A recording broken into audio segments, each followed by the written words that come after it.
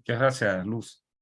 Buenas noches para todos, un gran saludo y es para mí un honor y un placer poder estar presente en esta actividad esta noche con ustedes. No sé si se está viendo la presentación, Luz. Sí se ve. Ok. Bueno, como ya Luz hizo la introducción, nosotros vamos a hablar de la temática de lo que son las instalaciones eléctricas, quizás rompiendo un poco el esquema, el concepto de lo que se tiene por ahí presente, de lo que uno trae de la academia, ¿no?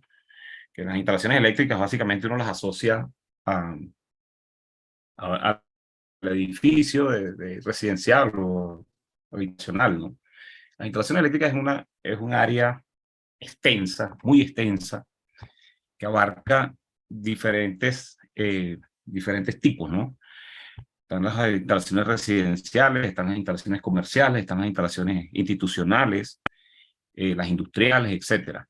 Entonces, bueno, vamos a hablar un poco la temática de la presentación es cómo conectar esos conceptos académicos que tenemos la mayoría de nosotros que se hayan cursado en diferentes etapas de formación, puede ser a nivel técnico, a nivel de la universidad, etcétera.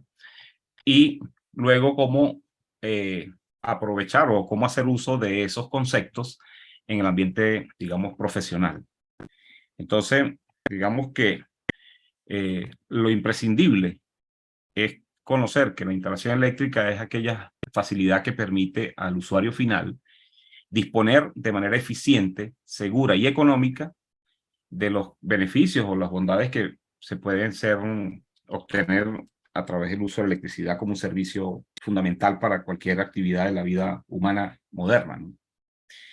Entonces, digamos que una de las preguntas que nos gustaría que ustedes se hagan y que nosotros podríamos responder es, ¿sabemos cómo hacer eso? Muchos creemos que sabemos hacerlo, pero ya vamos a ver por ahí más adelante que la cosa no es como parece, ¿no? Entonces, bueno, este, ahí está, digamos, un poquito el resumen que presentó Luz, ¿ok? De lo que es nuestra experiencia, etcétera. Y como objetivos hoy tenemos entonces establecer una definición cercana, una definición lo más simple posible de lo que son instalaciones eléctricas, proporcionarles a ustedes esa visión de cuál es el alcance real del término instalaciones eléctricas, ¿ok?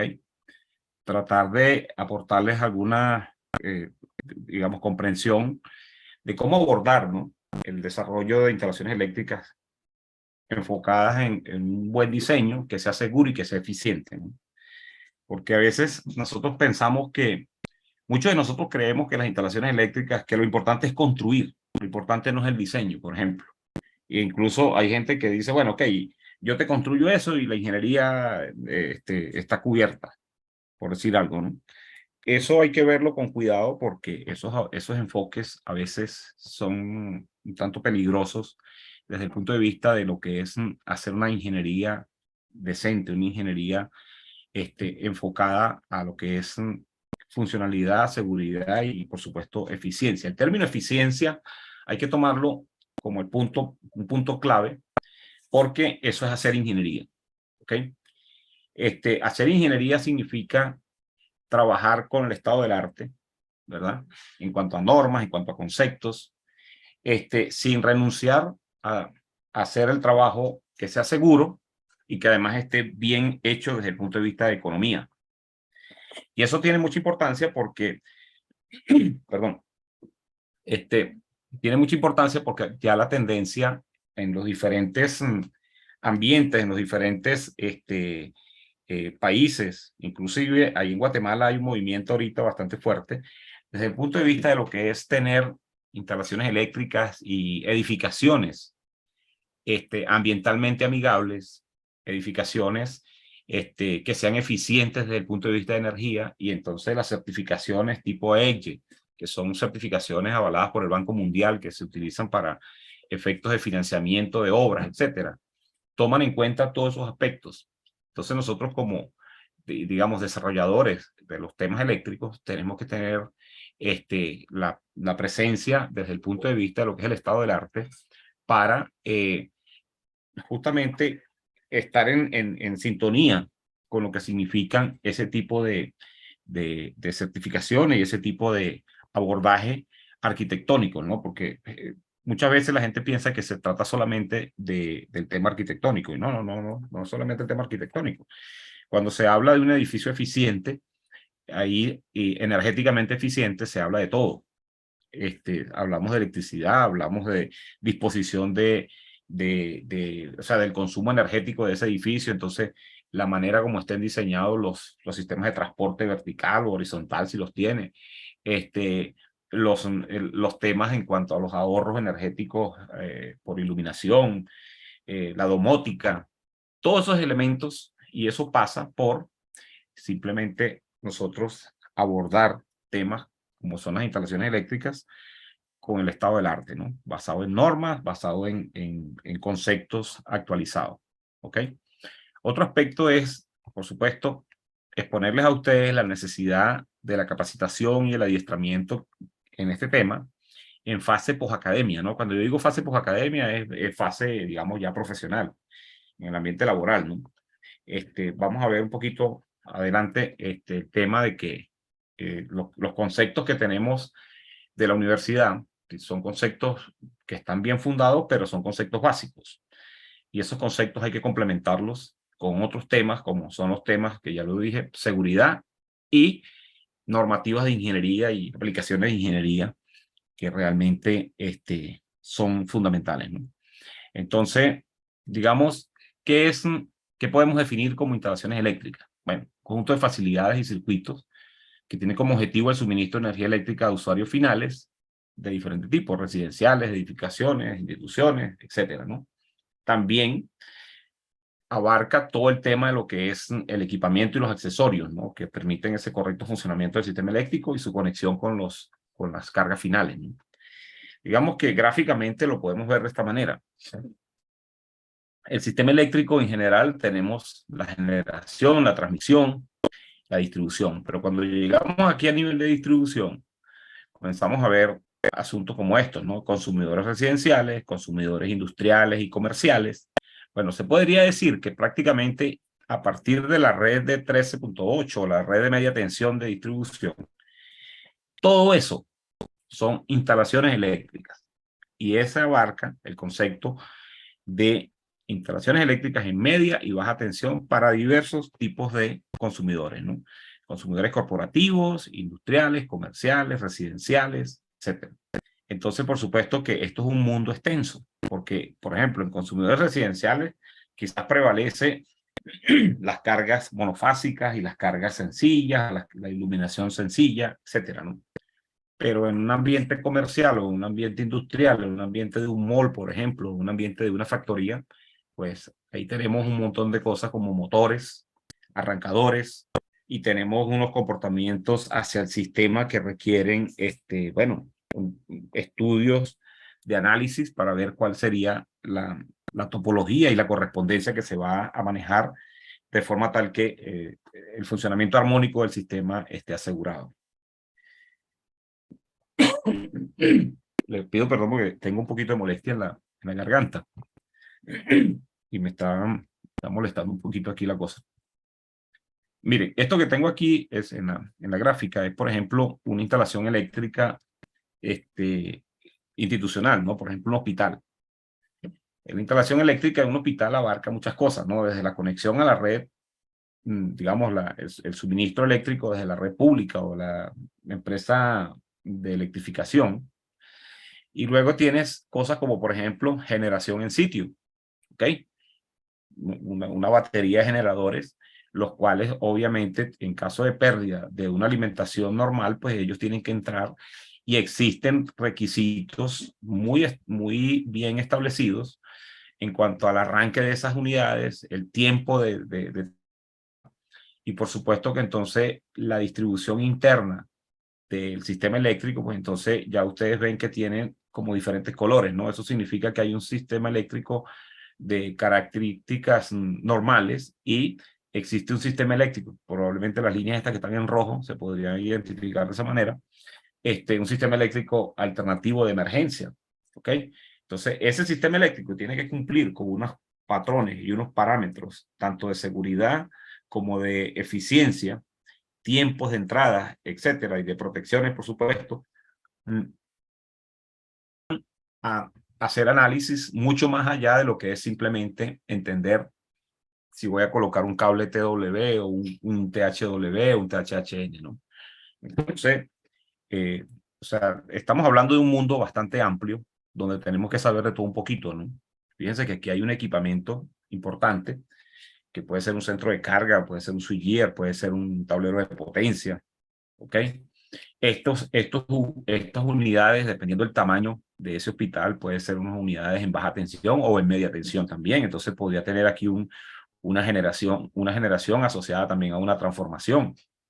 Entonces, en definitiva, pues cada mundo, cada aplicación es una historia, ¿no? No existe una receta de cocina. Me parece que eso es una parte interesante y muy bonita de lo que son las instalaciones eléctricas. No existen realmente recetas de cocina, existen conceptos generales, ¿no? Pero cada desarrollo tiene su historia, ¿ok? Desde el punto de vista de lo que es, digamos, el aspecto académico, bueno, sí, en la academia pues nos dan los conceptos básicos, nosotros conocemos todo lo que son el tema de las unidades, el tema de los valores de potencia, los que son, nos hablan en algunas materias, nos hablarán de estimaciones de demanda, factores de demanda, esto y aquello, ¿no? Lo podemos sintetizar aquí en un recuadro que muestra ahí, bueno, algunas unidades básicas, principalmente lo que es la famosa ley de Ohm, ¿no? Y, por supuesto, se tienen, en las universidades, pues tienen sus currículos y tienen sus pensum, ¿ok? En este caso aquí, por ejemplo, estoy mostrando el pensum de lo que sería el, el, la asignatura de instalaciones eléctricas que se dicta a nivel de lo que es técnico superior aquí en la Universidad Simón Bolívar en Caracas. Aquí también se dicta, por supuesto, instalaciones eléctricas a nivel de ingeniería. Pero digamos que los principios básicos que se buscan aquí es que el estudiante obtenga digamos, una cierta suficiencia en cuanto a la capacidad de ejecución, de supervisión, de calcular y diagnosticar instalaciones eléctricas, ¿no? De cualquier tipo, ¿ok? Aprenda a manejar, interpretar planos, fijar criterios en cuanto a especificaciones, criterios de diseño, etcétera, ¿no? Y bueno, y se habla de una visión general de lo que sería un sistema eléctrico en cuanto a lo que son, por ejemplo, estructuras topológicas, los elementos de las consideraciones que hay que hacer para efectos de seleccionar un cierto nivel de voltaje en función de una carga, etcétera, ¿no? Y se tienen cosas como, por ejemplo, los principios y las aplicaciones de iluminación, cálculos de instalaciones en general, lo que son los factores ya propiamente los estudios de carga, los factores de demanda, las definiciones de los circuitos ramales, los circuitos alimentadores, las acometidas, etcétera, ¿no? Y algunas consideraciones en cuanto a lo que son cálculos por caídas de tensión, etcétera. Bueno, eso es la parte, digamos, académica. Ahora, ¿qué es lo que pasa? Si usted sale de la academia y comienza a hacer instalaciones eléctricas, ¿qué es lo que encontramos en el mundo real? Encontramos cosas como estas, ¿verdad? Encontramos muchísimos errores y muchísimos horrores. ¿Por qué? Porque de la teoría a la práctica hay aspectos que realmente no debemos, tenemos que fortalecer, ¿ok? Entonces, podemos hablar de cosas, hasta de disparates que encontramos por ahí, ¿ok? Y esto no son cosas anormales, o sea, nosotros hacemos un barrido de instalaciones eléctricas en general en nuestros países. Aquí en Venezuela sucede y supongo que en Guatemala también, y vamos a encontrar algunas quizás no tanto tan graves como estas, quizás vamos a encontrar otras más graves, ¿no? Pero el tema es que es evidente que hay debilidad desde el punto de vista de concepto, desde el punto de vista de desarrollo de ingeniería, en cuanto a lo que es la aplicación de los términos y los conceptos de las instalaciones eléctricas. ¿Ok? Entonces, ¿qué es lo que hay que hacer? Bueno, tenemos que, por supuesto, conocer lo académico, pero a eso tenemos que sumarle aspectos como los siguientes: normas de seguridad, ¿ok? Y normas de ingeniería. Eso es un aspecto que es posacademia.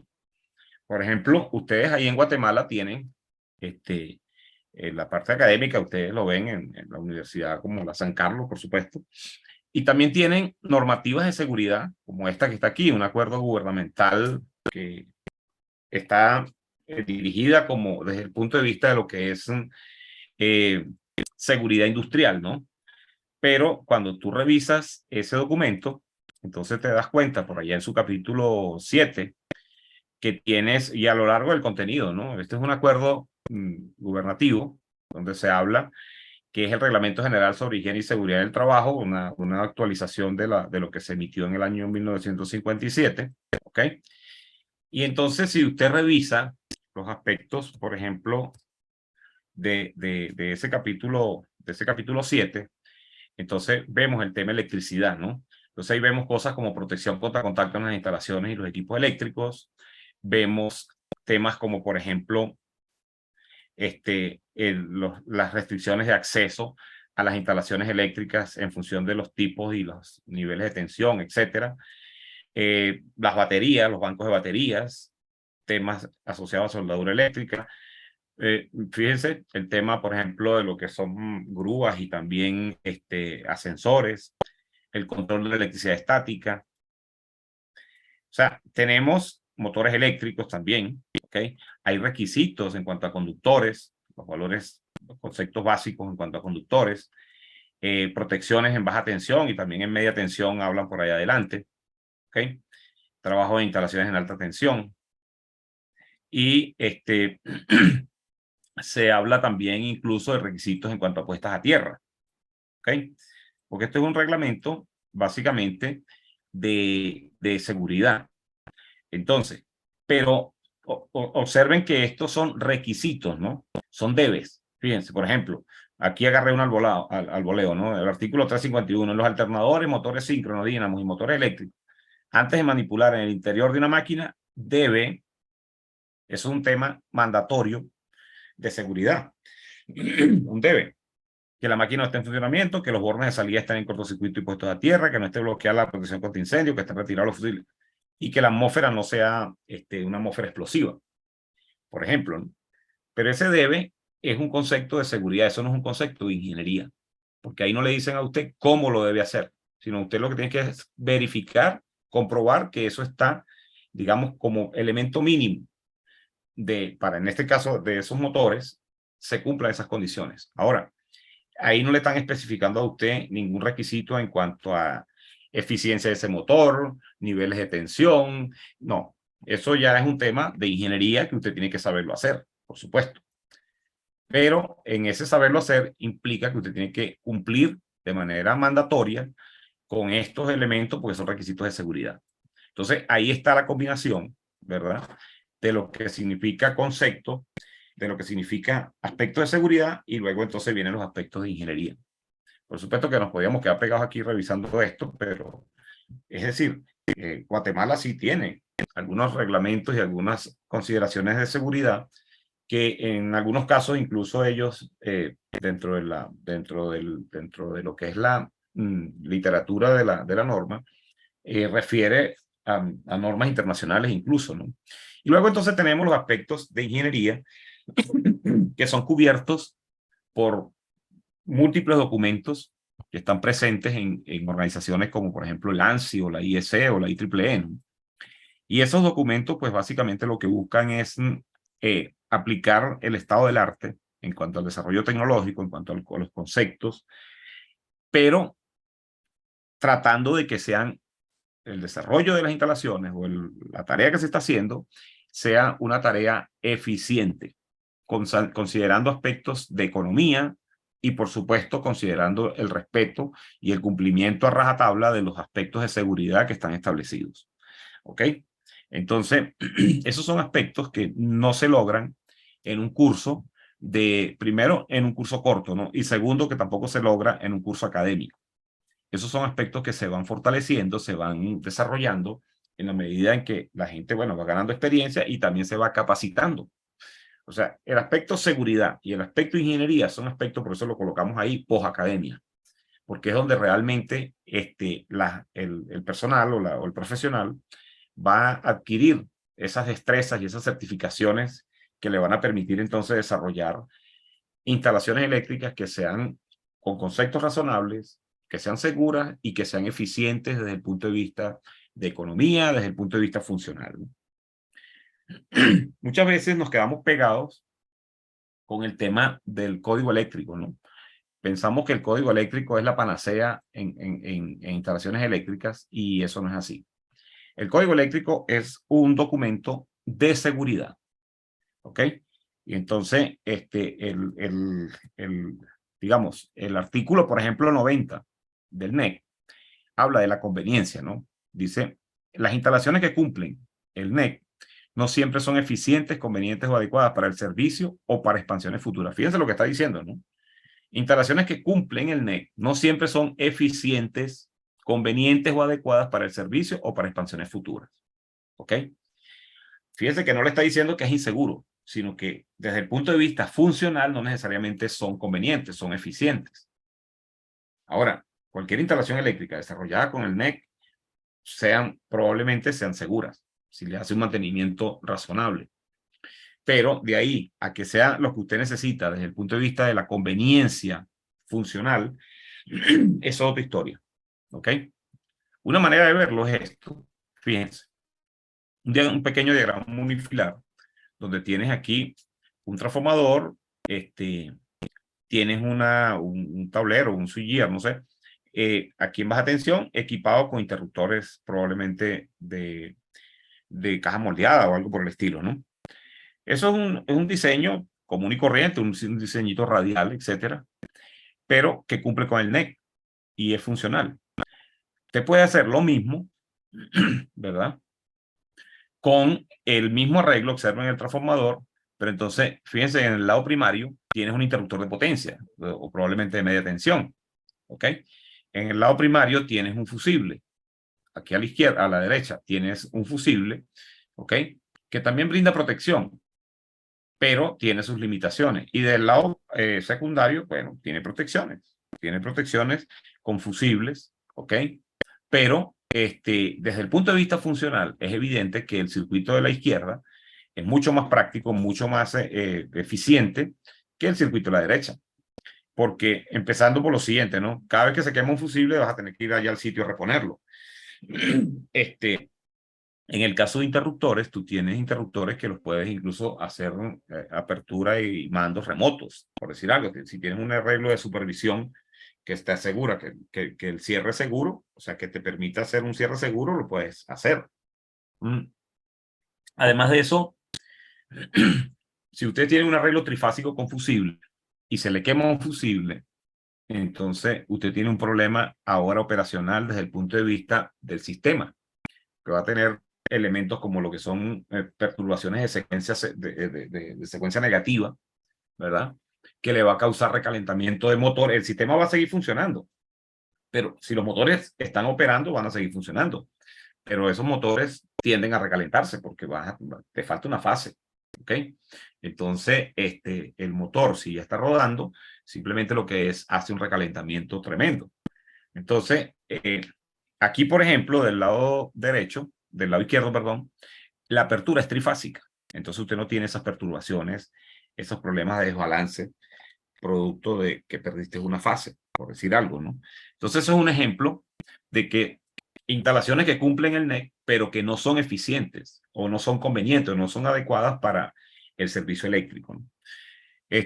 Entonces, incluso el código es el NEC es muy específico en ese sentido y dice, mira, no es objetivo nuestro considerar futuras expansiones, crecimiento del sistema, de acuerdo a nuestro criterio. ¿Okay? Entonces, por esa razón, queda bien claro en la introducción y en lo que son los valores primarios del NEC, que no es una herramienta de diseño, es una herramienta de seguridad. ¿Okay? Temas de los cuales nos hablan poco en la academia. Nos los mencionan, pero no nos lo demuestran, ¿no? Ni tampoco nos dan elementos mayores para trabajar. Los temas de seguridad eléctrica, ¿no? Por ejemplo, temas de puesta a tierra. Normalmente tenemos un déficit tremendo de un lack de conocimiento en cuanto a lo que es el manejo de los sistemas de puesta a tierra. Y resulta que el sistema de puesta a tierra pues es básicamente el camino que proporciona un camino de vida, pues lo que así como los escaladores y la gente que trabaja en alturas tienen un cabo de vida, bueno, para nosotros en el mundo eléctrico, el sistema de puesta a tierra es nuestro cabo de vida, ¿ok? Y aquí está un ejemplo rápido. Fíjense, en un ambiente de un cuarto de servicios, en alguna casa por ahí, ¿verdad? Tienes una lavadora. Y fíjense que existe un sistema de tierra, ¿no? Pero observen que no viene el cable de tierra hacia el aparato, sino se quedó por allá en el tablero principal o en donde está el, no sé, el medidor, lo que sea. Ocurre una falla en ese equipo y probablemente una persona, un ambiente húmedo, una persona entra en contacto, se energiza la carcasa de ese equipo, en este caso aparentemente una lavadora, y ese equipo, ese contacto va a establecer un camino a través de la persona para llegar a este camino de tierra, ¿ok? En este camino puede quedar la vida de la persona. Entonces, fíjense la diferencia sencilla de traer el cable de tierra corrido, ¿ok? Cable de tierra de alguna manera puede ser corrido, puede ser una tubería, o sea, algún elemento que le permita un retorno de tierra confiable. Entonces, fíjense que hay una falla, se energiza la carcasa, pero hay un camino preferencial de tierra de muy bajo nivel que retorna hacia el sistema y por lo tanto la persona recibe un factor de seguridad. Y lo podemos ver rápidamente, ¿no? Todos sabemos en las subestaciones se hacen muchos trabajos en cuanto a lo que son potenciales de toque, de paso y esto y aquello, ¿no? Cuando desarrollamos, pero en una subestación donde hay altas tensiones, pero resulta que en el ejemplo anterior yo lo mostré en donde, en el cuarto eléctrico, en el cuarto de servicios de una casa, de una residencia. Entonces, tenemos que aprender a manejar esos temas, ¿verdad? Y son temas en los cuales prácticamente todas las universidades de Latinoamérica tienen deuda, ¿no? Porque no lo enseñan como es debido. Y ahí nos incluimos nosotros también. Y esta que está aquí es una gráfica que muestra la sensibilidad de las personas a la exposición a una descarga eléctrica. Fíjense que si ustedes vemos aquí, hay varias zonas, ¿no? La zona 1, la zona 2, la zona 3, la zona 4. Entre la zona 1 y la zona 2, básicamente no hay mayores problemas. Hay una percepción en la zona 1, hay un malestar, un dolor aquí en la zona 2. Y a partir de estos 30 miliamperios que están aquí, un umbral de 30 miliamperios, fíjense que entramos en contacto ya de una manera un tanto asintótica con esta frontera, ¿no? Que está en la zona 3, donde hay contracciones musculares y una frontera que a partir de hacia la derecha, ¿verdad? Entramos en un rango C1, C2, C3, que está ya pisando una zona 4 que se refiere a la probabilidad de fibrilación ventricular. Cualquier valor de corriente que caiga aquí, en esta zona gris, por aquí, vas a tener una posibilidad de incrementar, si estás en la curva C2, un 5%, ¿verdad?, de fibrilación ventricular.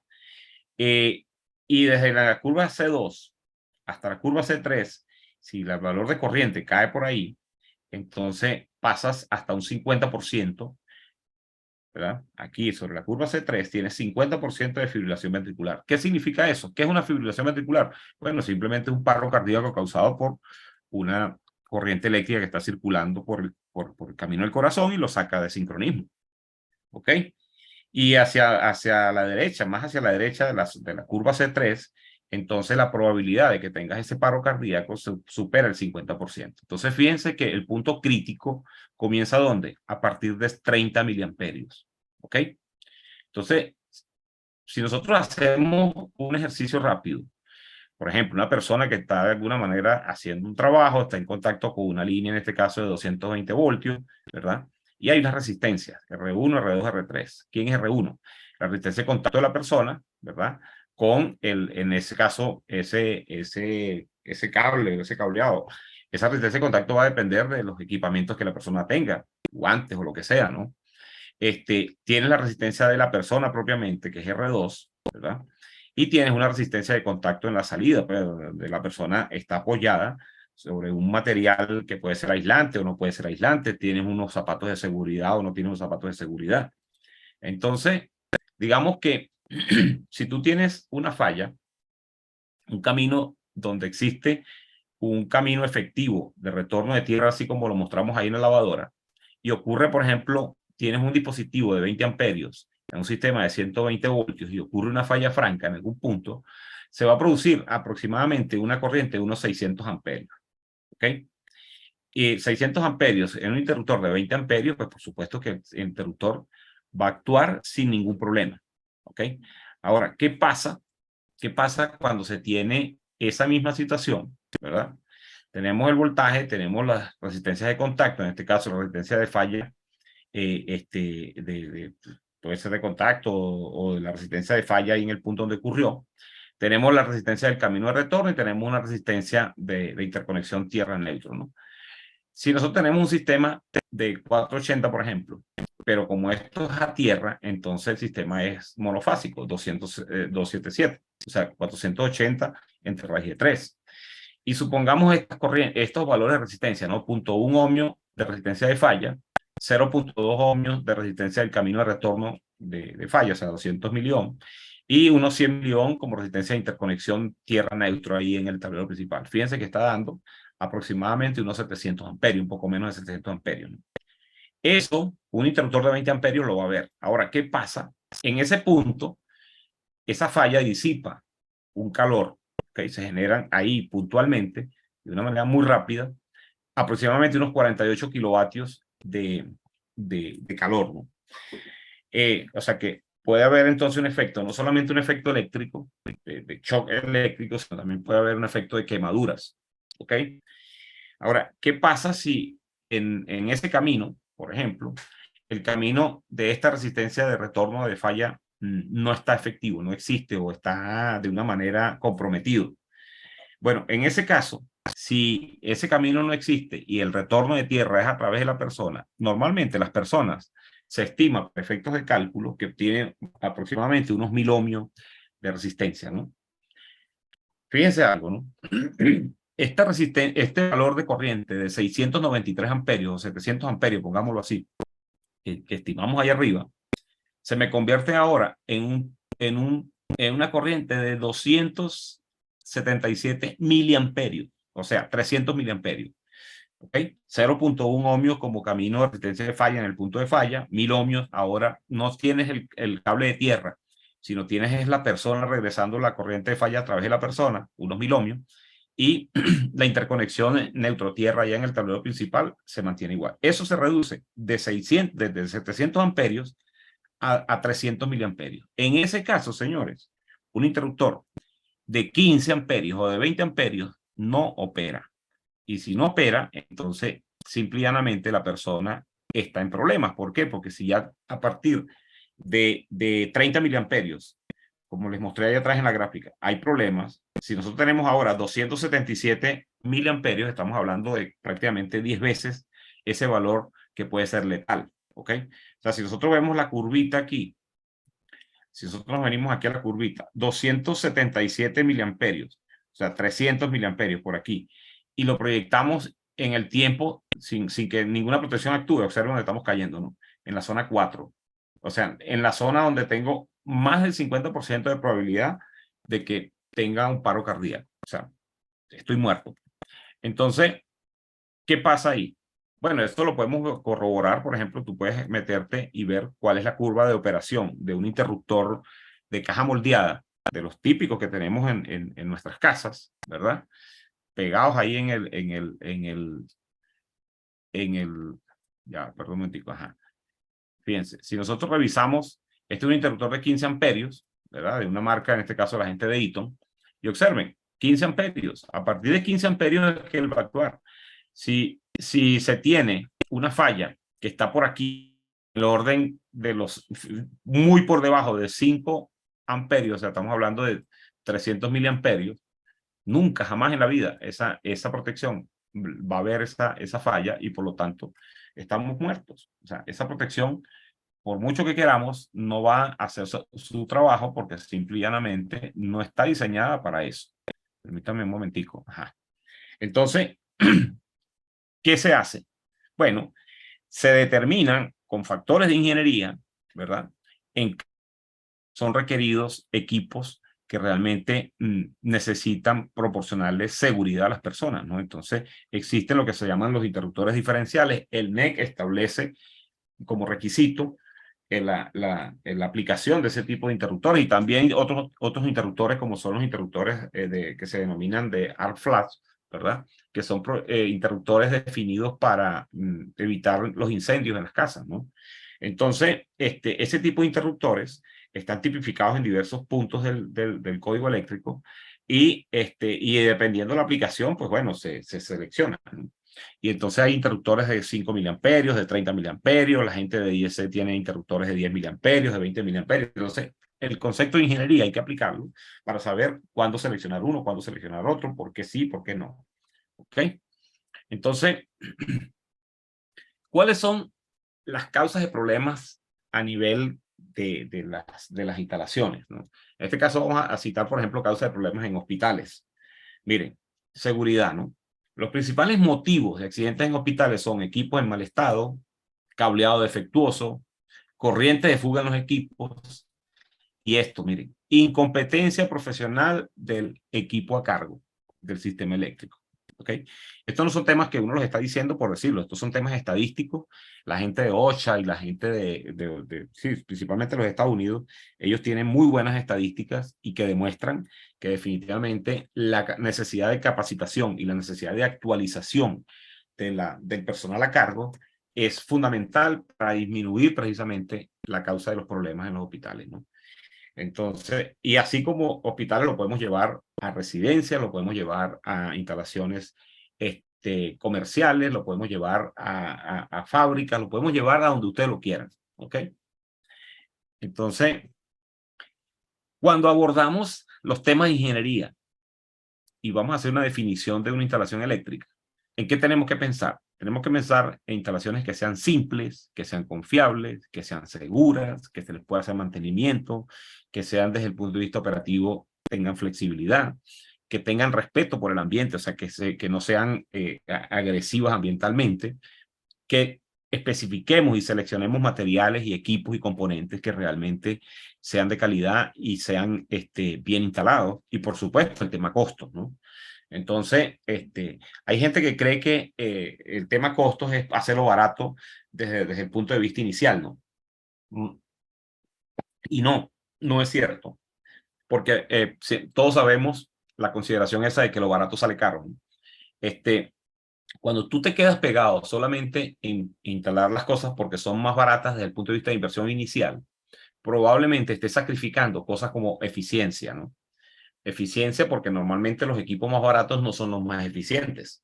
Entonces, esos equipos, ya ahí, cuando tú haces un análisis de lo que es el costo de lo que se llama el ciclo de costo de vida de una instalación, bueno, te vas a dar cuenta que pusiste un equipo barato, pero ese equipo hay que hacerle un montón de intervenciones. Primero, que te consume más energía de la que debería. ¿Por qué? Porque es ineficiente. Segundo, es un equipo que requiere alto mantenimiento. Estoy diciendo cosas, ¿no?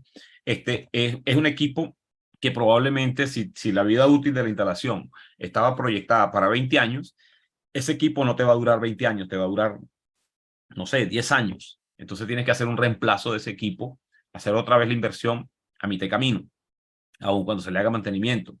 Es un equipo que probablemente desde el punto de vista de confiabilidad, como los materiales con los que está fabricado, probablemente no sean óptimos, entonces sufre envejecimiento prematuro, y entonces en la medida en que ese envejecimiento se hace presente, pues la confiabilidad del equipo también disminuye.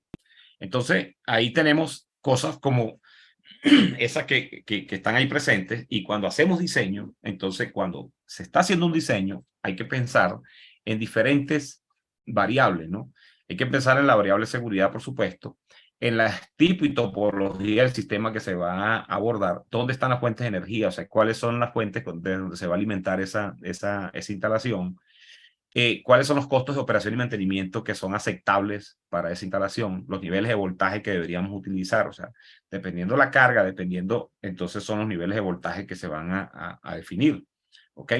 ¿Cuáles son las condiciones, qué restricciones o qué consideraciones específicas son establecidas, por ejemplo, por las condiciones del sitio? ¿Cuál sería la continuidad o la confiabilidad que sería requerida para esa instalación? Por ejemplo, el cliente te puede decir, mira, yo necesito que mi instalación opere, no sé, el 98% del año, y trabajamos las 24 horas al día. Bueno, entonces todos sabemos que el año tiene 8.760 horas. Entonces, bueno, si necesitas trabajar el 98%, entonces ya con eso, el cliente te está diciendo una restricción muy importante desde el punto de vista de cómo vas a hacer el mantenimiento. Entonces, eso tiene que ver con la topología. Tú tienes que definir entonces que permita que sin afectarle la continuidad operativa a ese cliente, puedes hacerle intervención al sistema, hacerle mantenimiento, hacerle inspecciones, etcétera. Entonces, es evidente que el diseño es fundamental para establecer una instalación eléctrica que realmente cumpla con los objetivos, ¿no? Entonces, detrás de eso, pues están todo lo que son los respaldos operativos, la calidad del servicio y, por supuesto, todo lo que tiene que ver con regulaciones establecidas por las autoridades que tengan jurídico, que son las que realmente en el sitio van a definir, bueno, qué tipo de aspectos técnicos deben ser y de seguridad deben ser cumplidos por las instalaciones, ¿no? Y aquí no estamos hablando, fíjense que aquí no estamos hablando de la utility o de la empresa eléctrica, estamos hablando de la instalación adentro que está bajo responsabilidad de un usuario final, ¿ok? Entonces, desde el punto de vista de operación y confiabilidad, ingeniería toca aspectos como los siguientes, ¿no? Seguridad, mantenimiento, confiabilidad, materiales y equipos. Desde el punto de vista de seguridad, por ejemplo, un tema de ingeniería es hacer las evaluaciones de los riesgos por arco eléctrico. La gente piensa que, mucha gente cree que en instalaciones eléctricas residenciales o instalaciones eléctricas comerciales no hay problemas de arco eléctrico. Eso es un carazo error, ¿ok? El arco eléctrico simplemente es una explosión. Hay una falla a tierra, ¿verdad? O una falla, pues también puede ser una falla entre fases, y esa falla genera una explosión producto de que la protección no actuó en el momento oportuno, la falla permaneció más tiempo del debido ahí en el lugar, y eso genera aquellos 48 kilovatios que mostré allá atrás. Eso puede generar una explosión porque va a fundir componentes, va a fundir metal y va a proyectar. Entonces una onda expansiva, va a haber un riesgo a la persona, ahora no por electricidad, sino por quemaduras. ¿Ok? Y entonces eso hay que analizarlo porque tú tienes que, desde el punto de vista de ingeniería, determinar si esos riesgos pueden estar presentes en función del nivel de cortocircuito que se tenga ahí en la instalación. Y entonces tienes que definir el tipo de protección que deberías utilizar y también las metodologías de intervención de ese sistema. De pronto, la consideración es que tienes que hacer operaciones remotas o tienes que hacer operaciones en frío, o sea, es decir, con el sistema descentralizado. Entonces tienes que buscar soluciones para esa situación. Pero es un factor de ingeniería hacer los análisis de arco eléctrico para determinar cuál es la situación en el sitio y ver que entonces cuáles medidas de protección desde el punto de vista de ingeniería y desde el punto de vista que también se puede, la persona, dependiendo de la intensidad o el riesgo que te presente, puede entonces establecerse mecanismos de operación mediante la utilización de equipos de protección personal específicos, específicamente diseñados. Sin embargo, esa es la peor solución, ¿no? Apostar a que la persona con el equipo de protección personal puede actuar ahí, es la peor solución, porque en esa solución siempre va a estar comprometida la persona. La gente piensa que porque tiene el equipo de protección personal, no va a tener consecuencias, y sí. Los equipos están diseñados, los equipos de protección personal están diseñados para soportar quemaduras hasta de segundo grado, ¿verdad? Las personas en el pecho y en las partes vitales, ¿no? En la cara. Pero, por ejemplo, que vaya a resultar afectado y hasta en amputación una mano, eso no está considerado, ¿ok? Entonces, eso es un tema bien importante y, por supuesto, en los cursos que tenemos por ahí de seguridad eléctrica, pues podemos ampliar esos conceptos. Pero esto es un concepto que se aplica cuando usted está desarrollando ingeniería en instalaciones eléctricas, ¿ok? Por supuesto que existen todas las reglamentaciones y las normativas que permiten hacer los análisis, normas como por ejemplo la IEEE 1584, la NFPA 70E, ¿no? Que permiten entonces hacer los estudios y determinar entonces qué está pasando ahí. Así como eso, también se tienen los aspectos de mantenimiento. Todo sistema eléctrico tiene que tener posibilidad de hacerle mantenimiento. Entonces, la configuración y la concepción y la definición de ese sistema, hay que dejar las previsiones para que la persona o el equipo de trabajo pueda hacer las intervenciones requeridas por mantenimiento, bien sea preventivo, bien sea correctivo, lo que sea, de forma tal que buscando que la continuidad eléctrica y la seguridad no estén comprometidas.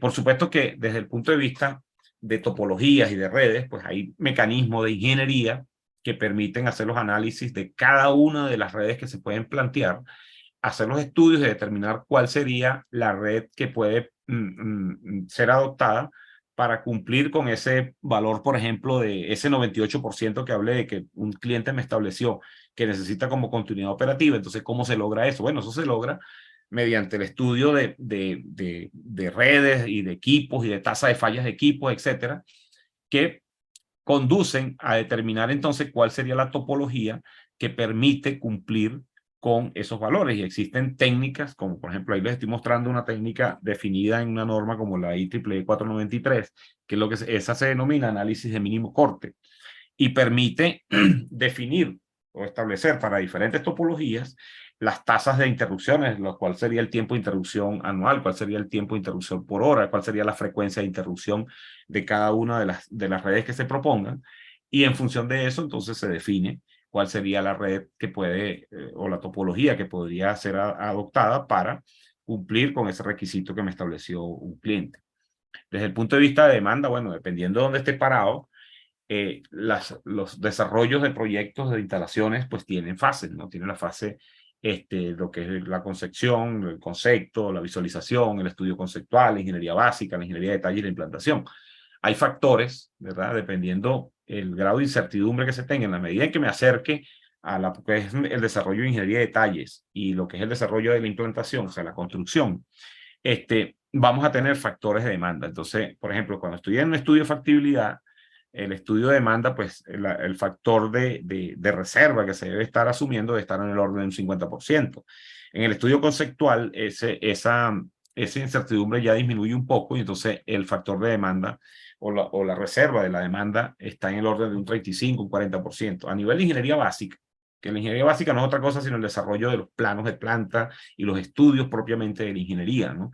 Se habla típicamente de una reserva en cuanto a la demanda de un 25%. Y normalmente cuando estamos hablando de ingeniería de detalles y en implantación, entonces la reserva que se debería, ya cuando está prácticamente entrando en servicio la instalación, no debería bajar del 10%. En general, en el orden entre el 10 y el 20% están las reservas finales en los proyectos, ¿no? Y por supuesto, hay metodologías para determinar todos esos factores de demanda, todos los factores que hay metodologías de estudio, ¿verdad? Que determinan entonces en función de la carga instalada, los KVA instalados, su esquema operativo, entonces se determinan lo que son las demandas de 8 horas, de 15 minutos, etcétera, etcétera. Y en función de eso, entonces, y se establecen también cuáles son las reservas, ¿verdad? Y en función de esto, pues entonces, bueno, se determina cuál es el valor de demanda y cuál sería el tamaño del transformador y cuál sería el tamaño de los equipos que se van a utilizar allí, ¿no? Bueno, hablamos ya de las topologías, por supuesto, las topologías hay un montón en baja tensión, en media tensión y no hay recetas de cocina, o sea, simplemente la topología que se va a utilizar es la que cumpla con los requisitos establecidos para la planta, ¿no? Y por supuesto, cada instalación es una historia. Esto que tienen ahí en pantalla es un complejo, en este caso, unos mejoradores de petróleo que tenemos aquí en Venezuela. Un mejorador de petróleo es básicamente una instalación que convierte el petróleo pesado en petróleo, digamos, apetecible para las refinerías de mejor grado comercial. Y entonces observen, ¿no? Esto que está aquí es una subestación que tiene niveles de tensión en media tensión y en baja tensión también. Y observen todo lo que son las canalizaciones, en este caso, todo lo que son los racks de canalizaciones, en este caso bandejas portacables y cables armados y que se van distribuyendo hacia diferentes partes de la instalación. Por supuesto que eso tiene un enfoque, ¿ok? Y también se tiene un enfoque como es el de una residencia, por ejemplo. Entonces, obviamente, aquí está el punto en donde nosotros tenemos que saltar esa tecla. A veces nos quedamos pegados en que las instalaciones eléctricas es esto que está aquí. Y hasta ahí llegamos. No, señores. Instalación eléctrica es eso que usted tiene en pantalla es esto que usted tiene aquí activado y también es esto que está aquí, por ejemplo, una alimentación de un centro comercial. Observe, en un centro comercial tú puedes tener celdas de media tensión, transformadores secos que te reducen de media tensión a baja tensión, ductos de barras, switchgear o centros de distribución de potencia, tienes diferentes propuestas de canalizaciones, de alimentaciones, sistemas de respaldo, o sea, tienes un montón de cosas, ¿no? Entonces, todo eso es instalaciones eléctricas, todo eso tiene la metodología de seguridad, todo eso tiene la metodología de ingeniería. Y eso es lo que nosotros, de alguna manera, estamos proponiendo para que digamos, se logre la capacitación, digamos, hacia lo que es un verdadero desarrollo de instalaciones eléctricas, ¿no? Estudios típicos que se hacen de ingeniería, por ejemplo, en distribuciones de plantas industriales y también en sistemas comerciales, ¿no? Tenemos, por ejemplo, todos sabemos el estudio de demanda, pero también se hacen los flujos de carga, los estudios de cortocircuito, estudios de arranques de motores, estudios de iluminación, puesta a tierra, protección contra rayos. ¿Okay? Entonces, por supuesto, lo primero que se hace es estimar una demanda, plantear una topología, esa topología se muestra en un diagrama unifilar, ¿ok?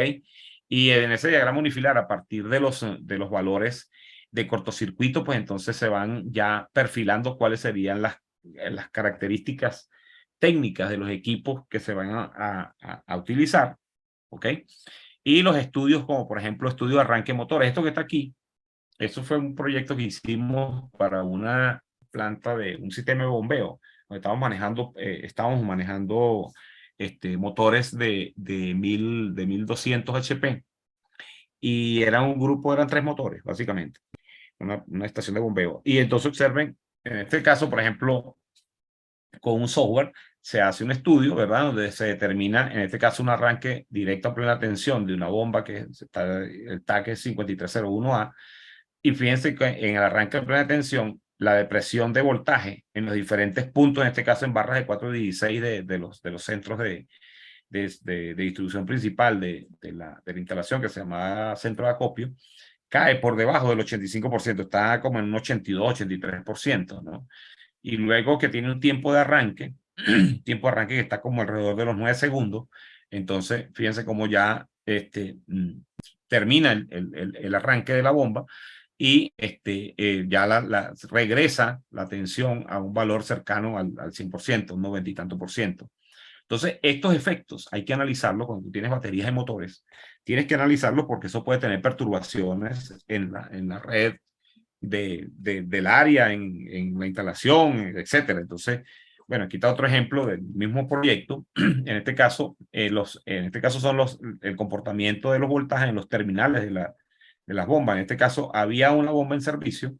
Fíjense que aquí está arrancando el 01A, ¿no? Tiene este comportamiento y cae aquí más o menos finalmente como a un 96, un 98%. Luego tenemos entonces el arranque de una segunda bomba, que es la 5301B. Entonces observen que en este arranque, este es el arranque de la primera, la 5301A.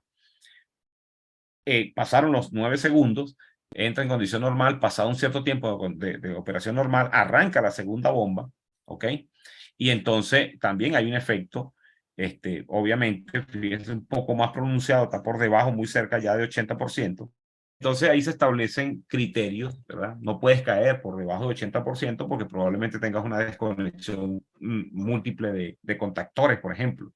Y eso pues causa un tremendo problema porque te para equipos que están en funcionamiento, entonces te los afecta. Entonces, bueno, todos esos estudios se hacen, ¿verdad? Y son los que determinan realmente las razones con las cuales una topología puede o no funcionar, un sistema de arranque puede o no funcionar. Por supuesto que eso va a depender de las condiciones del sistema, la capacidad de cortocircuito del sistema, etcétera, etcétera. Entonces, digamos que ahí se nos mencionan algunos de los estudios. Hay otros estudios que en este momento no se están analizando, por ejemplo, los estudios de lo que es flujo armónico.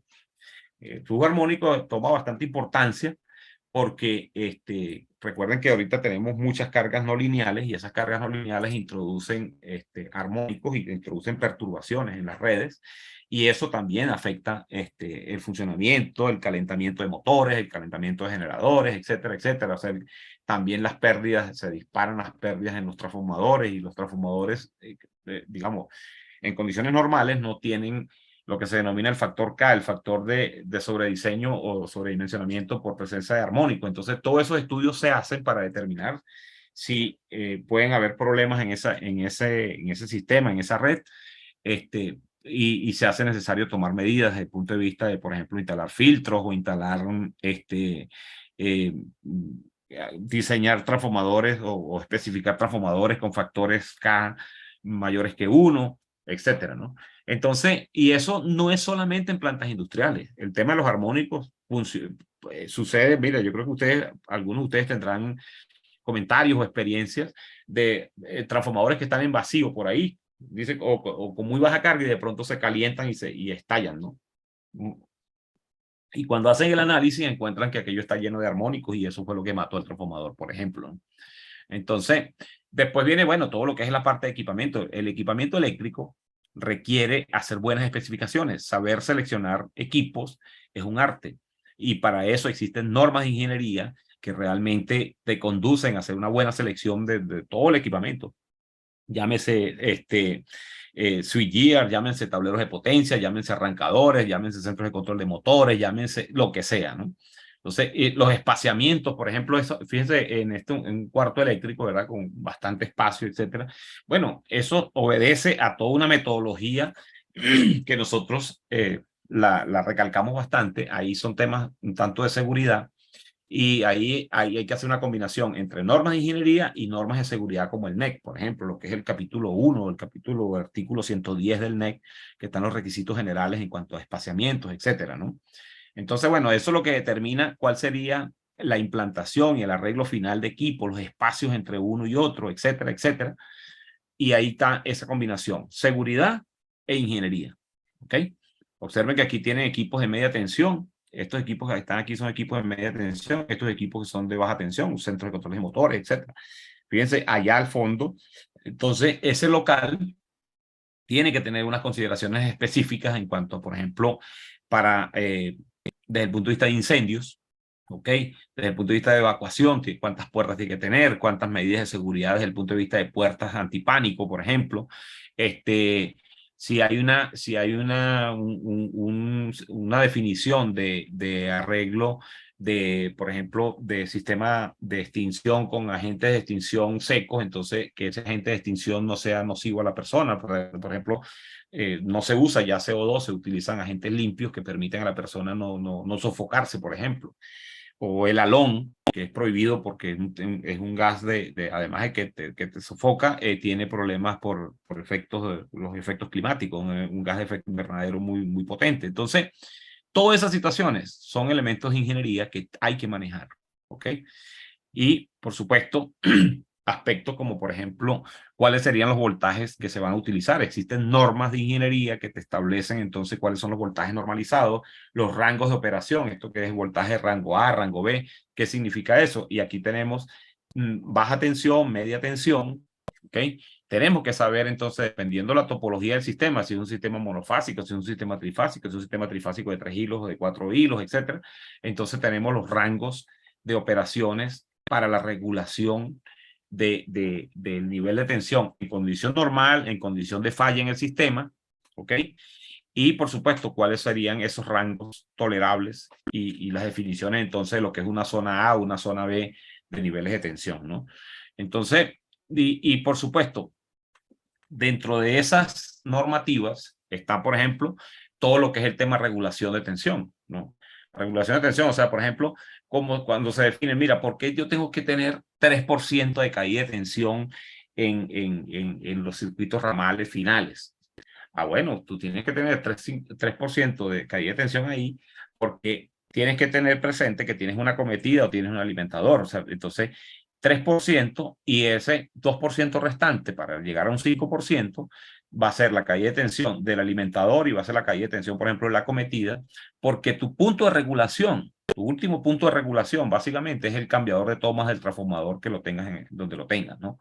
Entonces, esta curva, por ejemplo, que está aquí, muestra niveles de tensión de media tensión y establecido en una escala de baja tensión, y muestra entonces, si uno hace estos valores aquí, te vas a encontrar ese famoso 2%, 3%, etcétera, en diferentes sitios, en diferentes sectores del sistema eléctrico. Observen, la caída de tensión en el transformador de distribución, la caída de tensión tolerable en el cableado de alumbrado dentro del edificio, la caída de tensión en sistemas de cableados distintos de alumbrado, ¿ok? Entonces, son tolerantes. ¿De dónde vienen esos conceptos y esas regulaciones? De normas como esta, como la ANSI 84. Esto es ingeniería. Esto no es seguridad. Eso es ingeniería. ¿Ok? Consideraciones típicas para seleccionar el voltaje. Bueno, dependiendo de la carga, el nivel de voltaje. Y esto tiene que ver con valores de corrientes, ¿no? Y los valores de corriente están asociados a lo que te proporciona el mercado desde el punto de vista de interruptores. Todos sabemos, por ejemplo, de que es ilógico pensar de que vas a conseguir vas a instalar un interruptor de caja moldeada de 4.000 amperios. Eso no existe. ¿Ok? Entonces, por qué no debes seleccionar un interruptor de 4.000 amperios de caja moldeada? Bueno, porque el mercado no te lo proporciona. Si tú tienes 4.000 amperios, entonces ya tienes que pensar en un interruptor de potencia. Y eso pues cuesta muchísimo dinero. Entonces, de pronto, ¿qué es lo que hay que hacer? Bueno, piensa en un nivel de tensión mayor, de manera que baje el valor de corriente, disminuye el tamaño del cable. Tienes un transformador, pero el transformador nunca será tan costoso como el montón de cobre que tienes que meter ahí cuando tienes que hacer distribución en baja tensión. Entonces, todo ese tipo de cosas son preguntas que tiene que responder la ingeniería, ¿ok?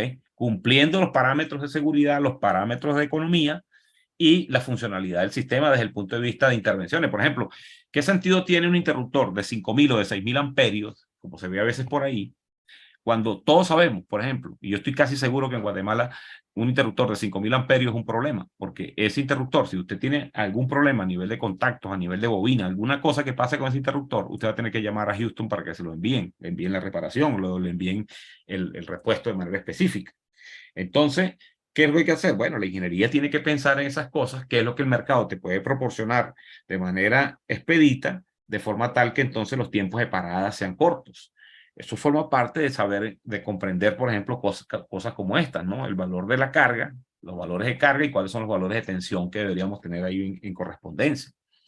Por supuesto que también hablamos de lo que es dimensionamientos de cables, ¿ok?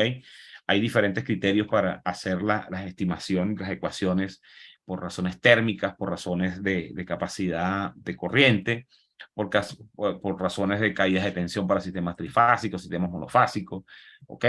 Esos son valores, esos son elementos conceptuales que normalmente se dictan en la academia. Muchas veces la gente no termina de comprender la situación.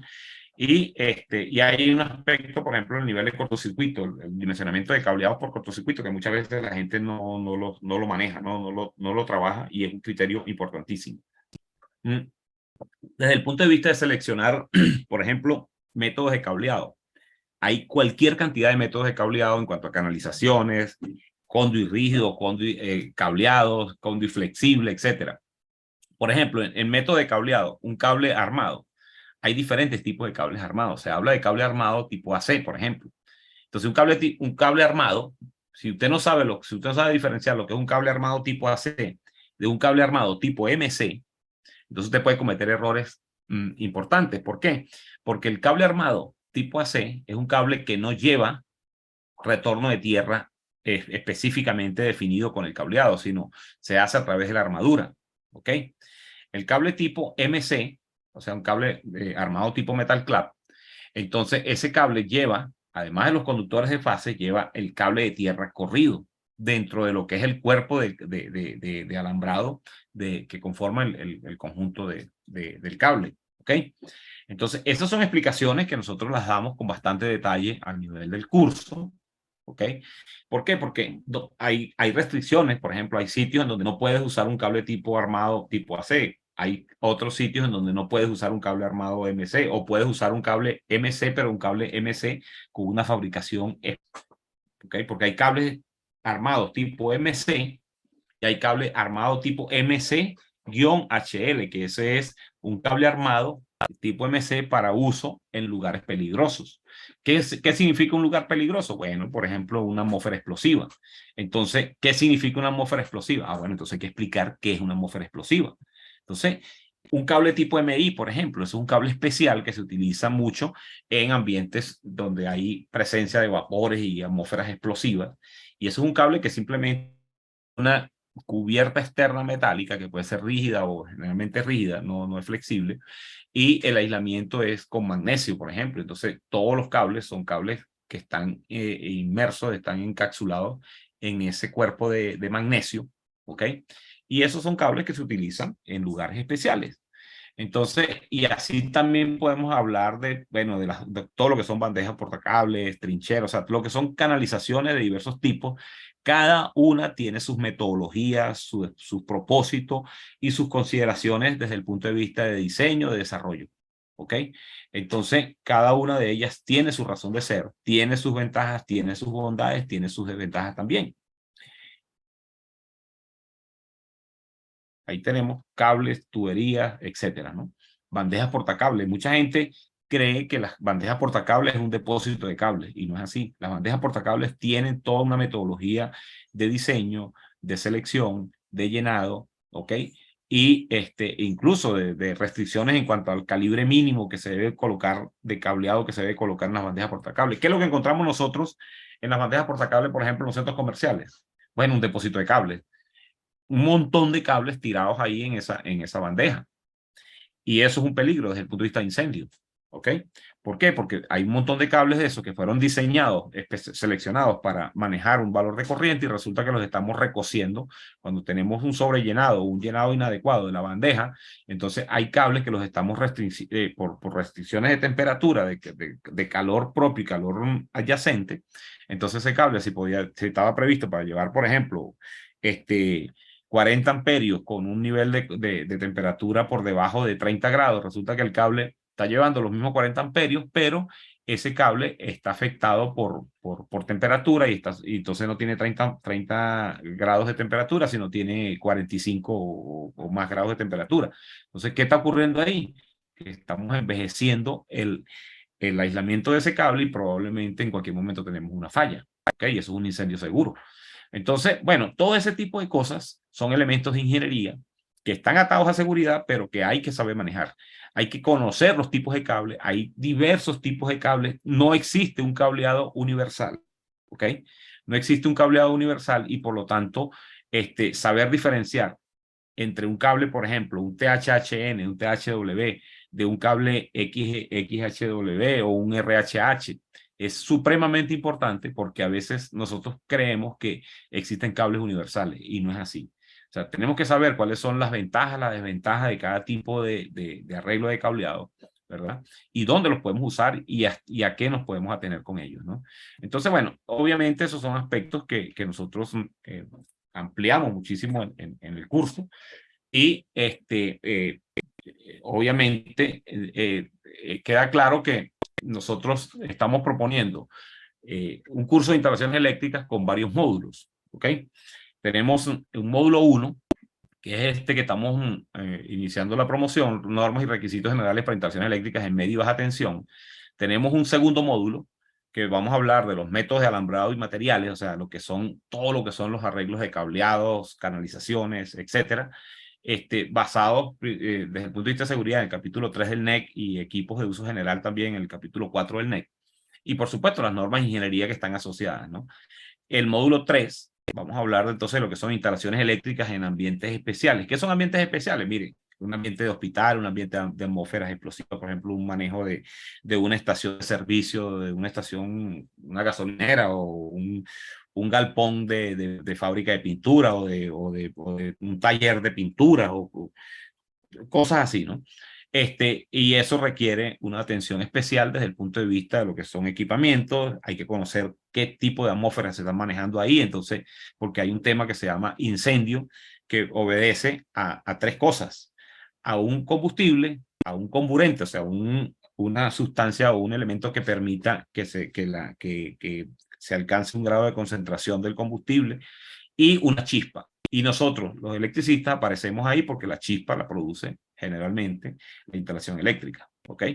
Tenemos un módulo 4 también como propuesta, que es, si ustedes se dan cuenta, el capítulo 6 del NEC, las condiciones especiales, el capítulo 7, y un capítulo 8, que es un capítulo muy especial que tiene el NEC, que es el sistema de comunicaciones. Entonces, nosotros tenemos el curso de instalaciones eléctricas, lo tenemos previsto justamente de esa manera. 4 módulos con una duración de 20 horas cada uno, ¿ok?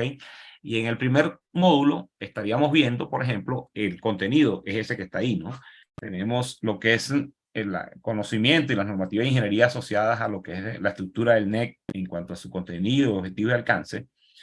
Tenemos digamos, un capítulo 3 de este módulo que es términos y definiciones según el NEC y los artículos y la IEEE 100, ¿ok?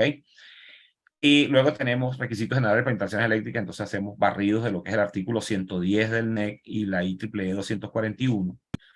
Todo lo que tiene que ver con identificación de cables y todo lo que es el estudio de los criterios establecidos para lo que son cómo vamos a identificar los cables, por qué el cable es rojo, por qué el cable es negro, por qué el cable es amarillo, o por qué el cable es anaranjado en diferentes niveles de tensión y dónde se usan y cómo. Entonces, se lo hablamos a partir de lo que es el artículo 200 del NEC, la IEEE 141 y la 241.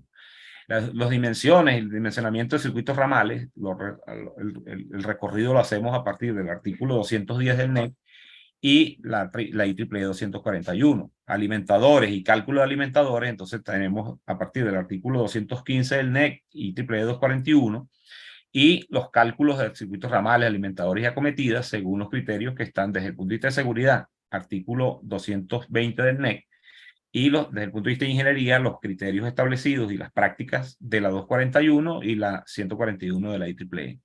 Tenemos también acometidas, protección contra el cortocircuito y puesta a tierra e interconexión. Puesta a tierra e interconexión es un curso de 40 horas que nosotros dictamos típicamente, ¿no? Por supuesto que en este módulo, pues lo que hablamos es básicamente se puede hacer es una introducción, ¿ok? Y damos algunos tips desde el punto de vista de lo que es un barrido, un conocimiento un poco detallado de lo que es la sección 250 del NEC y los criterios establecidos en la IEEE 142. Pues cada uno de esos módulos serían 4 módulos de 20 horas cada uno y por supuesto, no necesariamente son, digamos, lo ideal sería que ustedes cursaran los 4 módulos porque les va a dar toda una visión completa de lo que es prácticamente un diplomado de instalaciones eléctricas, ¿no? Pero obviamente también está el tema de que alguien estará interesado en una cosa o en otra. Entonces, la propuesta está ahí y bueno, yo creo que con esto ya nos pasamos más del tiempo del debido. Por supuesto que podríamos quedarnos hablando aquí un montón de tiempo, pero en respeto a lo que dijimos al principio, vamos a cortar aquí. Entonces, bueno, muchas gracias por su amable atención y estamos abiertos entonces al tema de la sesión de preguntas y comentarios. Adelante, Luz. Muchísimas gracias, ingeniero. Bueno, esta sección la realizaremos a través de preguntas que se van a poder hacer en el chat. Ya hay algunas escritas, yo se las voy a leer. Dice César Estrada, la instalación de un hospital es muy especial. Incluso sería excelente tener 2 opciones de alimentación normal, adicional al sistema de emergencia. Saludos, ingeniero. Esto en forma de comentario. Sí, claro. Saludos, César. También dice Guillermo Rodas, el diseño también afecta el costo indirecto del equipo. Y ahora pregunta, ¿en hospitales cómo regulan estos problemas de arco eléctrico? En los hospitales igualitos se hacen estudios como si usted lo estuviera haciendo para efectos basado en lo que es la IEEE 1584 o la NFPA 70E, idéntico, ¿ok? Porque en hospitales, dependiendo del tipo de hospital y dependiendo de las características del sistema que esté alimentándose, pues puedes tener el riesgo. O sea, el detalle es que en cuanto a cuáles son las soluciones, bueno, va a depender de la situación, ¿ok? Tú puedes hacer desde el punto de vista de ingeniería, seleccionar equipos que vengan con protección, desde el punto de vista de ingeniería, implementando protecciones de actuación muy rápida, ¿ok? Lo que se llaman protecciones unitarias. También puedes implementar mecanismos en cuanto a lo que es cerramiento de los equipos, que sean equipos que tengan lo que se llaman las chimeneas de desahogo, que en caso de alguna falla interna, pues él tenga una escotilla que se abre y produce un camino, pues dispone de un camino que permite evacuar esa sobrepresión interna del equipo. Y en general, no hay una receta de cocina, o sea, hay que hacer el estudio en el sitio y determinar entonces cuál sería la solución que correspondería. Pero sí, en los hospitales igualito que en una instalación comercial o industrial, están sujetos a tener un riesgo por arc flash y bueno, hay que actuar desde el punto de vista de ingeniería y de seguridad. Adelante. Muy bien, muchísimas gracias. Continuamos con Diego Coronado. Dice, caja moldeada he visto hasta 3000 amperios máximo. Arriba de eso, imposible encontrar uno de caja moldeada. Interruptores en Guatemala, hay ya distribuidores o empresas que tienen de 3200 amperios en stock. Arriba de eso, solo bajo pedido, nos comenta Diego. Sí, Luego, bueno, eso refuerza lo que dijimos. O sea, todos sabemos que los interruptores de caja moldeada van incluso a 2500, ya 3000 amperios, son marcas muy específicas, ¿no? ABB, Siemens, de pronto la gente de Eaton. Y por supuesto, cualquier interruptor por encima de 3000 amperios en baja tensión, ya eso es un problema. Entonces, es lo que decía, o sea, tú tienes que tener claro qué es lo que el mercado te puede proporcionar de una manera amigable y en función de eso, entonces, trabajar la ingeniería de forma tal de que tú no tengas que esperar por un repuesto que te lo envíen bajo pedido desde los Estados Unidos o de cualquier otro sitio y que eso te toma mucho tiempo y te va a dar una velocidad de respuesta muy baja, ¿no? Entonces, eso es un tema de ingeniería, pero sí, estamos de acuerdo, eso es. Adelante. correcto. Gracias, ingeniero. Nos comenta César Tunche, ¿cuánto vale el curso? Si quisieran información, me podrían escribir de manera personal el correo, por favor, y yo les enviaré la información pertinente. Marlon David Rupán dice, ¿cómo dimensionar el calibre de cable para el conductor de tierra? ¿Debe ser el mismo a los de fase? No, existen requisitos, por ejemplo, en el código eléctrico, existe la tabla 250-65, creo que de memoria sí exactamente no me la sé, donde tú tienes que definir en función de la protección, en función del calibre de los conductores de fase, se define el conductor de tierra. Pero eso es para llegadas finales, ¿no? Pero si tú estás haciendo el diseño, por ejemplo, para la puente eléctrica, pues tú tienes que hacer tu estudio de cortocircuito, determinar cuál sería el comportamiento en cuanto a distribución de corrientes por el suelo digamos, en esa locación en particular, y en función de eso, pues tienes que aplicar las metodologías de diseño que corresponden para hacer el dimensionamiento del cable. Entonces, o sea, eso no es una receta de cocina, ¿no? Eso obedece a todo un estudio y en realidad el NEC, como lo declara bien el documento, ellos no establecen ningún mecanismo de diseño de sistemas de puesta a tierra. Te dicen que debes cumplir con un mínimo y el mínimo es ese que mencioné en la tabla, ¿ok? Pero eso es para circuitos ramales finales, ¿no? Pero desde el punto de vista de lo que es alimentación o desarrollo de una subestación, el NEC no te dice nada. Tú tienes que trabajarlo con técnicas de ingeniería. Muy bien, muchísimas gracias. Carlos nos dice, cuando se hacen mediciones de sistema de tierra, ¿se debe desconectar la tensión de suministro y desconectar la tierra para medir o se hace en caliente y sin desconexión? Bueno, pero es que depende de lo que estés haciendo. Si tú estás haciendo una verificación del sistema existente, no existe, no tienes por qué desconectar la Tierra. O sea, desconectar la Tierra es un problema. Eso es como desconectar el neutro, eso es un problema. Las normas de medición, por ejemplo, la IEEE 81, tú lo puedes aplicar, los mecanismos de medición con el sistema conectado. O sea, eso es un mito. Desconectar, el que esté pensando que tienes que desconectar la Tierra para hacer la medición, está equivocado. Eso no es así. Entonces, bueno, de todo eso podemos hablar cuando hablemos de las puestas a tierra y de todos esos sistemas, pues los detalles, por supuesto, los podemos comentar allá.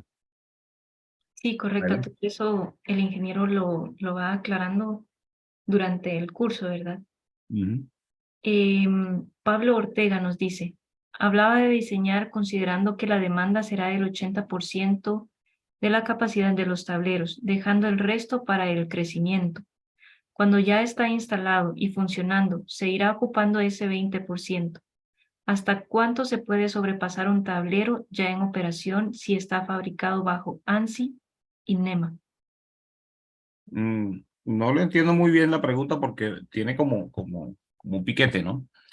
O lo que le capto, pero usted no puede sobrepasar, el tablero no puede sobrepasarlo de su capacidad nominal. O sea, ¿cómo lo va a estar ocupando? Cómo va a hacer uso de la reserva? Eso es un tema que no, yo no se lo puedo indicar. O sea, yo le dejo, como diseñador, le dejo a usted un factor de reserva. Ahora, ¿cómo se va a cumplir ese factor de reserva? Bueno, va a depender de cómo crezca realmente. Obviamente, el diseñador debería hacer un ejercicio de estimación de se va a expandir esa instalación o cómo va a crecer, y si llega a determinar de que necesita dejar un 20% de reserva, bueno, perfecto, eso es. O si necesita menos o si necesita más, pues eso lo determinará el estudio de ingeniería en el momento que se desarrolle. Pero lo que sí le observo es que usted no puede sobrepasar la capacidad nominal del tablero. Si el tablero usted lo diseñó para 1000 amperios y entonces está creciendo y usted pretende manejar 1200 amperios con ese tablero, usted va a tener un problema. Entonces, porque lo está sobrecargando. ¿Ok? Y una sobrecarga es un problema en un motor, en un cable, y también es un problemón en un tablero. ¿Ok? Ahí pueden haber puntos calientes, ahí puede haber cualquier elemento de falla. O sea, lo lógico es no sobrepasar la capacidad nominal del equipo. Entonces, ¿qué le puedo decir? O sea, más allá de eso, no le puedo decir mucho porque obviamente obedece a una consideración particular de cómo va a crecer esa instalación. Adelante. Muy bien, ingeniero. Continuamos. Nos pregunta Aníbal Vargas, ¿cuál o cuáles son los software de diseño de instalaciones eléctricas más recomendados principalmente para baja tensión? No, hay varios. O sea, decirle software, yo por ejemplo utilizo el ETAP, pero hay gente que no maneja el ETAP, hay gente que maneja otro software, incluso dependiendo también el tipo de estudio, dependiendo de la complejidad de la instalación, ¿no? En baja tensión, por ejemplo, en temas residenciales, pues cualquier software que le permita a usted hacer un estudio de cortocircuito funciona. Cualquier software, cualquier hoja de cálculo que usted determine desde el punto de vista de, por ejemplo, para hacer las estimaciones de dimensionamiento de acometidas por caídas de tensión o de cableados por caídas de tensión, dependiendo el arreglo que tenga y la canalización, etcétera, usted puede hacer una hoja de cálculo y tranquilamente trabajarlo. O sea, ahora, dependiendo ya, si estás hablando de una instalación industrial que tenga una cierta complejidad a la red, que tengas algún generador ahí pegado, etcétera, entonces ya usted necesita un software un poco más sofisticado que le permita hacer el análisis. Entonces, yo en realidad no vendo software, ¿no? Entonces, yo utilizo el ETAP, pero el ETAP es un software, es una suite que es costosa, o sea, esa no está, y además requiere un cierto entrenamiento desde el punto de vista de lo que es el software, ¿no? Pero si es baja tensión en general, usted lo que tiene que hacer es básicamente las verificaciones de cortocircuito, ¿verdad? Y las caídas de tensión. Y las caídas de tensión generalmente en función con una hoja de Excel, te lo puede hacer. No requiere gran cosa. Ahora, si usted necesita hacer un estudio, por ejemplo, de armónicos, entonces ya la cosa cambia, ¿no? Porque ahí sí necesita un software de calidad de energía y un software que normalmente vienen, en algunos casos vienen con los equipos con los que se hacen las mediciones, en otros casos pues se puede utilizar software de estudios eléctricos como el ETAP, por ejemplo, pero todo va a depender de exactamente cuál es el caso, ¿no? Entonces, hay muchas opciones, o sea, muchas propuestas y que todas son válidas, o sea, funcionan. Adelante. Muy bien. Amurayes nos dice, favor, indicar cuál es la norma IEEE o ANSI sobre la tierra aislada para un data center y que indica que esta red de tierras debe ser aislada completamente e incluso debe de tener una barra aislada del tablero y otra para el neutro, también aislada del tablero eléctrico. Bueno, si usted está hablando de un data center, usted debería considerar primero las normas TIA, ¿no?